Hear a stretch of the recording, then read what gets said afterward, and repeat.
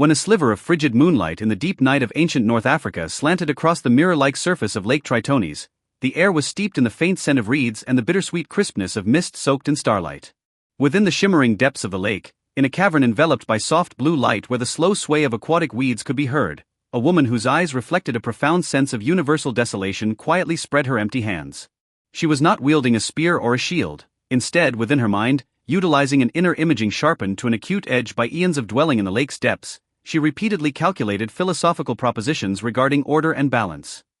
She was Tritogenia, the most mysterious aspect of Athena, an intellectual sentinel who chose to fade into the lake's shadows at the zenith of power, tempering her wisdom amidst the mists for thousands of years. This is a chronicle of how restraint erupts into power, and how silence is transmutated into nobility. The genesis of Tritogenia's life held none of the lightness typical of a court. Instead, it was a dark gray foundation woven from the ripples of the deep blue mists of Lake Tritonis and ancient natural laws. Born from the forehead of Zeus yet reborn as an intellectual entity within the waters, she took charge of a microcosm that was ruthlessly cold, governed by logical evolution and the strategic game of physics. In underwater libraries reddened by the glow of starlight, she learned to use her gaze to perceive the structures of fate lurking behind every vanishing point. This relentless, almost pathological pursuit of orderly truth became the first incurable fold in her psyche, and the only armor that would guard her reality in a world of chaos. She understood that prosperity was not bartered by divine favor, but was a sacred logic that grew naturally from an ultimate respect for knowledge and rules. If her early self-cultivation was the tempering of her will, then her decision to assist Pallas, daughter of the sea god, in training her martial arts within that frigid underwater temple was the practical crucible that pushed Tritogenia's aesthetics of restraint to its absolute zenith. She overthrew the prevailing fashions of blind force, resolutely transforming that accidental injury into an ultimate moral experiment. She sought to replace endless bloody slaughter with prolonged rational calculation. In those quiet nights, where only the rhythmic drop of groundwater could be heard, through ruthlessly precise calculations of soul fluctuations and causality, she issued silent commands that stabilized her inner order. At those moments, Tritogenia was the most sober and solitary artisan of the entire Mediterranean. She accepted every taunt from Olympus with silence. The summit of power in the eyes of the wise is manifested as the penetration of truth. Tritogenia gradually realized that by finally gaining the acclaim of the goddess of wisdom upon the altars of Athens, she had obtained not just stability, but a nihility that saw through the rise and fall of all things.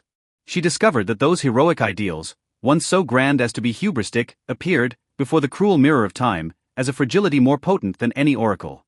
This transition, returning from ruler to watcher, was fraught with intellectual struggle, yet it endowed her with a cold, almost translucent peace. She remarked in her final resonance, "I once believed I was building a home, now I find I am merely searching for a point of convergence within the scarred fissures of memory, where the soul no longer falls." Tritogenia's final mythic season was spent in a state of profound solemnity and a silence illuminated by the radiance of a sage. By then, the goddess had become remarkably weightless from tens of millions of years of guarding. Her once heavy black ceremonial robes now hung loosely upon her slender frame.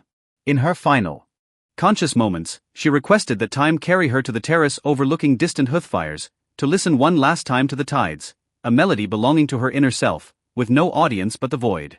She closed her eyes, tracing a final arc of completion across her chest with hands that had held 10,000 scepters and turned 10,000 scrolls. At that moment, no city bells chimed, the evening wind simply carried away the final sigh of this great recluse. Even today, 2,000 years after the myths faded, the name Tritogenia remains the sole sanctuary for many insomniac seekers in the deep of night. What she left behind was not a towering monument of victory, but a spiritual template of self-restraint and high-born departure. In absolute shadow, she maintained absolute sobriety. Amidst absolute temptation, she held on to absolute logic. Beneath the ruins of her underwater sanctuary, worn smooth by history, she maintains that posture of leaning her head to listen, as if still soothing this increasingly restless and anxious world. Her life was an eon-long cultivation of deconstructing brilliance, an intellectual long march seeking sacred rhythms amidst the chaotic dust of the world. Tritogenia's story thus draws to a slow close amidst the shimmering whispers of the lake. She was never a political opportunist seeking fame, she was merely an exceedingly weary soul who yet steadfastly refused to compromise with mediocrity. Inner tranquility is your only true and eternal refuge. No matter how trivial your life or how deep your predicament, please believe that in everyone's life there is a Lake Tritonis of their own, a private space for dialogue with a self that requires no outward explanation. May Tritogenia's serenity and vastness become the softest feather in your dreams, carrying you to the farthest, most tranquil shore of the soul. Good night, and may sweet dreams be with you.